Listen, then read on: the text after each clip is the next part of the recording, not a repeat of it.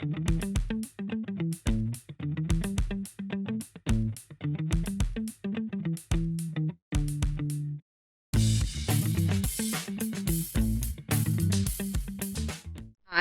it's Sandy Parker, and welcome to Crafting for Almost Everyone. Today I'm going to show you what the layered rose stamps can do from AliExpress. My friend Terrie asked me if I would show her how well they work, and so I played with some colors. But before I show you that card, I wanted to show you, I got this from my friend Patricia. Look at this stitching. I mean, this is just gorgeous, and her attention to detail is fabulous. Look at what she did on her little note paper. She even stamped this with peg stamps. Great job. I mean, your attention to detail, Patricia, is just lovely. It's going in my drawer of cards. I appreciate it so much. Thank you very, very much. I always love getting cards from my friends. Let me first start by telling you all about what this stamp set did so far. I started out, I wanted to see what different colors combinations would do.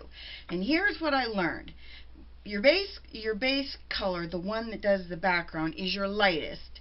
Then your medium tone is what I found worked the best, was like a darker in the same color family. And then my third tone that I like the best is a brown, actually.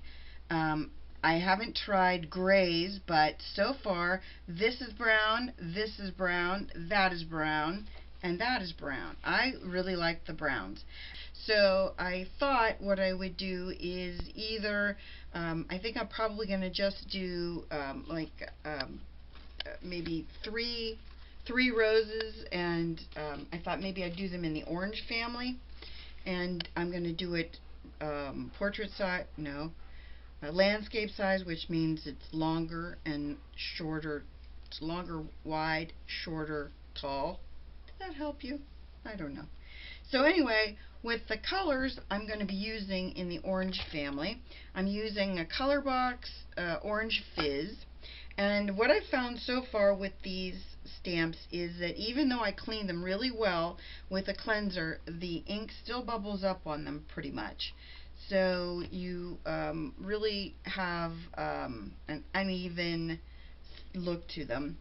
So I'm telling you that just because I thought you would want to know. And so when you see it stamped on the paper, you'll see how splotchy it is. And it does even up on some colors, but it did not on like the purplish gray. It did not. The color still was, if you look in that background right there, you can see that it's very, very splotchy. So I'm hoping that this will not be that way after it dries, but you never know. I did make masks for them. These are a 3-step stamp, and I made a mask so in case I needed, like when I put my leaves down, I want to make sure that my leaves are, that they look nice and that they're well layered. I'm going to try using this cheese puff color instead and see if it's because that is a foam stamp that I'm having the troubles that I am with it. This is a felt pad, so maybe it will make a big difference. Now I'm going to have to move it down and put my head directly over this. I apologize about that, but don't actually have a choice. I think that is going to make, yeah, that's making a huge difference. So if you're using these stamps, stay away from the squishy foamy pads, because when it inks your stamp, it doesn't ink it well. It makes it splotchy. Stamp over these. I could stamp completely a whole new set, but I mean, I've already got it going. I might as well just keep going, right? That's what I'm thinking. Is everybody in favor? Are we all, is the voting all in? All in? All done. Okay. Okay, that's our last one. Oh, that one I didn't do very good on because I completely missed that spot. I think it's because I didn't hold it down long enough. You got to make sure you really push that down in those spots. There you go. These sometimes things, I love it when a plan comes together. I did make a mask for when I do my leaves, and that again was Cheese Puff by Ranger. The next color I'm going to use with the layer that's not, it's not as, what's the word?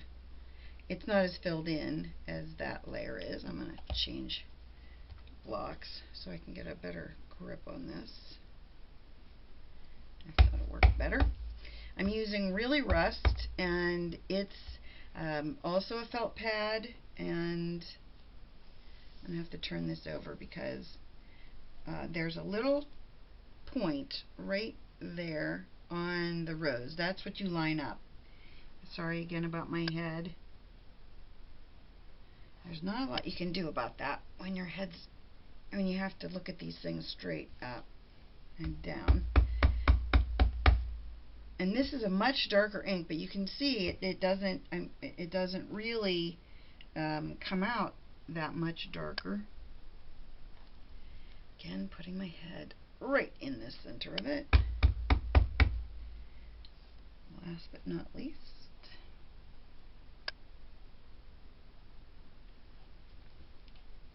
then, like I said, the color that, excuse me, the color I felt worked best after this was the brown, and it's called a Basic Brown, and I don't know why it works so much better, but it just does. It's just so much simpler to use. I was surprised.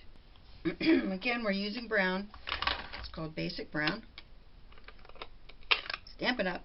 I probably have already said that 3 times, but unfortunately you're stuck with me saying it again because I keep forgetting if I said it or not. Or of that.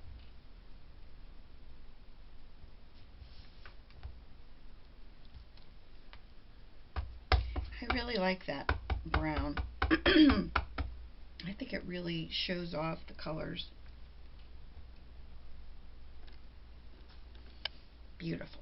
Now, as for leaves, what I think I'm going to do is the same thing. I was going to use light, medium, and darker of the greens, but I think I'm going to pull out the peeled paint and start with Bundled Sage, jump to Forest Moss, and then go to the Basic Brown again. I think that'll work better than my other system did, and I think I'm going to use the one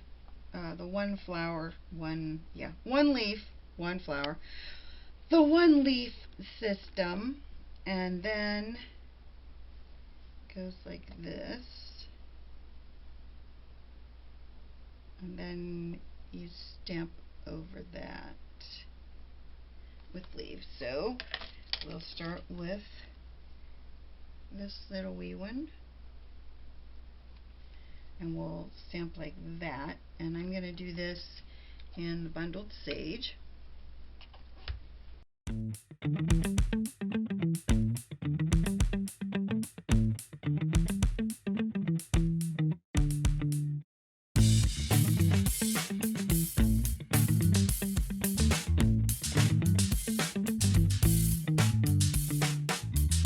Alright, so I'm going to put the lightest, which is the thickest, I guess. That first one was Bundled Sage, the next one is Peeled Paint, and the last one is Forest Moss.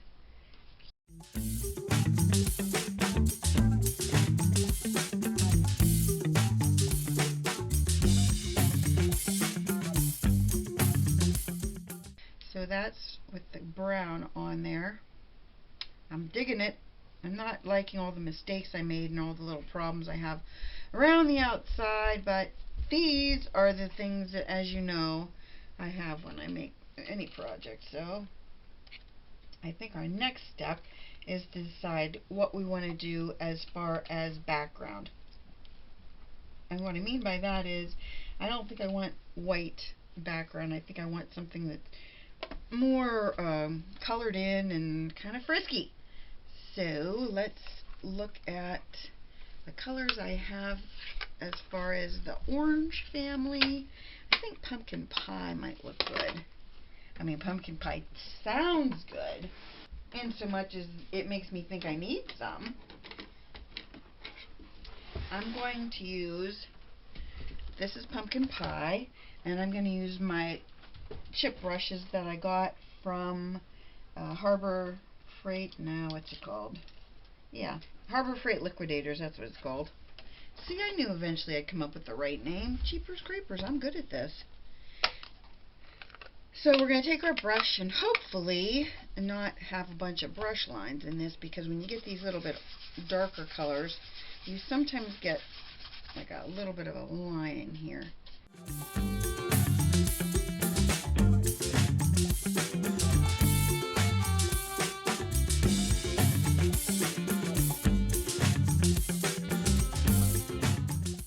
Maybe I will instead, maybe I'll just use green on the top section.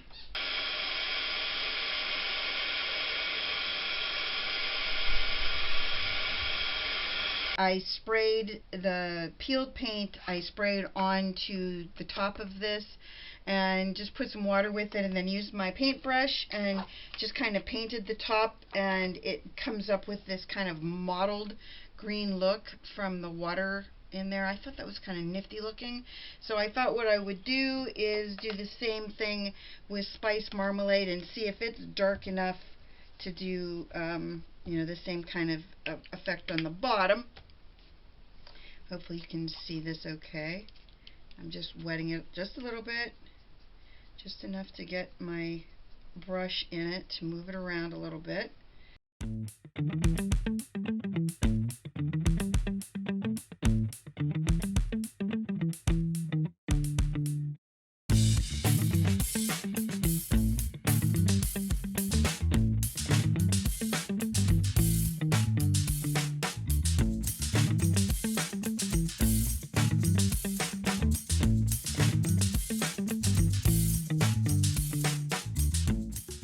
So what I did is I took my Happy Birthday die and I put it right there. I started experimenting with the Wink of Stella. It's a Spectrum Noir. Can you see that glitter right there on this first rose and on the leaves of that one? Hopefully you can. Anyway, I'm going to run this through my die cutter and I'll be right back. See if I can rub my really dark green pad over that and come up with a much darker Happy Birthday than I currently have. And I think that's pretty good. Alright, now the way I like to do this, I don't know how the rest of you do this, but the way I like to do it is I like to take a color that's very similar. In this case it would be a dark green, and hopefully I can find a washi tape that is close enough. It's not perfect, but it's high, so that it's tall, so that's a good thing. We'll see how this comes out. If it looks weird or bad, we'll just have to go with plan B. I have a lot of plan B's in this card. Have you noticed that? Come on. There we go. Get that off there. And then I'm just going to lay the Happy Birthday back in there. So what I did was I took my Creative Memories corner rounder and I rounded all the corners on this, and I rounded the corners on this. Then I went around the bottom edge with the Spiced Marmalade from Distress Inks, and I went around the top edge with Forest Moss. So if you can see around the bottom and top edges, it's green and orange. Then what I'm going to do is I'm going to lay it on here, but I decided what I wanted to do is put the dreaded foam tape on the back of it. I know you're crying for me. if you've never watched my videos before, I bought this foam tape, I don't know where, but it seems like I had 5,000 rolls of it and I never could get rid of it. And many people have told me along the way to just throw it out, but I'm one of those people that just can't. If I have something like this, I have to use it up. I just have to.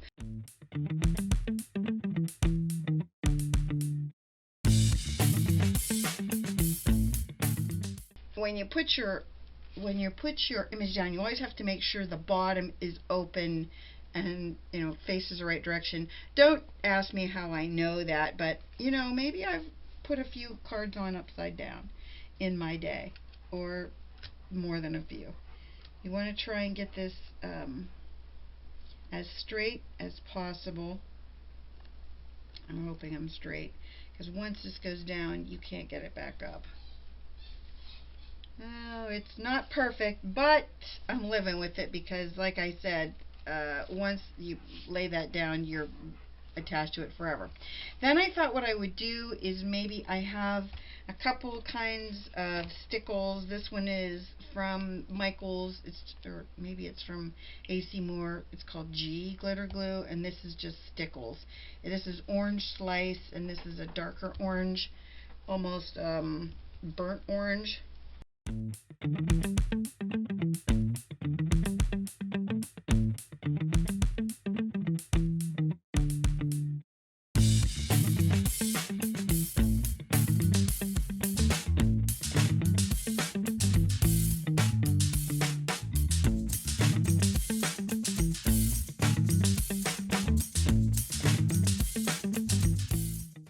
Alright, so let those dry, and then we'll come back to that. In the meantime, what I want to do is I want to make my envelope. I don't know if you saw on my last video, I showed how I'm decorating my envelopes, and I like this idea because it's kind of fun and frisky. But here's what I'm doing. I have a bunch of peg stamps. Now you can use any smaller stamps, but I'm using peg stamps for this because I like them and I have a bunch. So I'll tell you in a second the names of the ones I'm using. I'm using rose ones primarily, but because of our card being roses. This is called a large Brambly rose, and then somewhere is a small Brambly rose right there. Then I have the evergreen branch, which is this one. Then I have a large fern, which is that one. And then I have a leaf. I can't remember what that leaf is called. And I'm sorry, this one is like a fuzzy fern. And then this one is 3 Ripley flowers. That will be my fill in for flowers. I'm going to use the pumpkin pie, which is my darker orange, for my roses. And I like to stamp my biggest image around. You want to make sure you have your envelope right side up, which I do. And what my goal here is, excuse me, is to make a square or rectangle that I will be able to put my address in. So on the other ones I kind of did a different motif, but on this one I'm changing it up a little bit.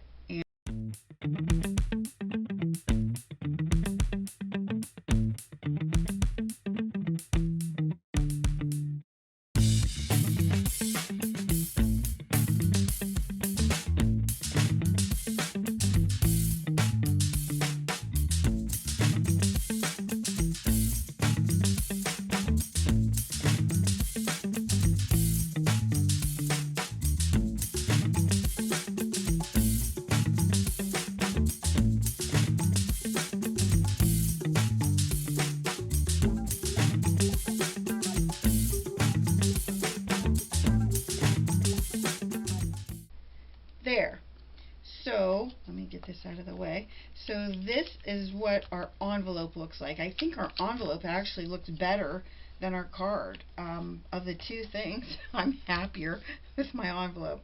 Why do these things happen to me? I don't know. Let me get these out of the way just so I can show you my envelope again. Get this back. Now, if you wanted to, you could brush over the whole card with your orange brush. I don't know if I have any ink on it. No, I do not. But I think what I could do is, you know, these, the bigger roses that are kind of not as frisky as they could be. You just take your brush and you just do this, and it makes it go from just kind of a plain non-filled in rose to a rose that's got some color and just a little bit more fun. If you're really good at it, you can do the little ones too. So that is the front of our envelope, and there is the back of our envelope. I think it's really, really pretty. And then here's our card that's going to go in it. All in all, I think it's really cute. I hope you enjoyed this, and I hope you'll give it a thumbs up and subscribe. And please tell your friends about me on social media, because I really appreciate that. And thanks so much for watching. Bye-bye.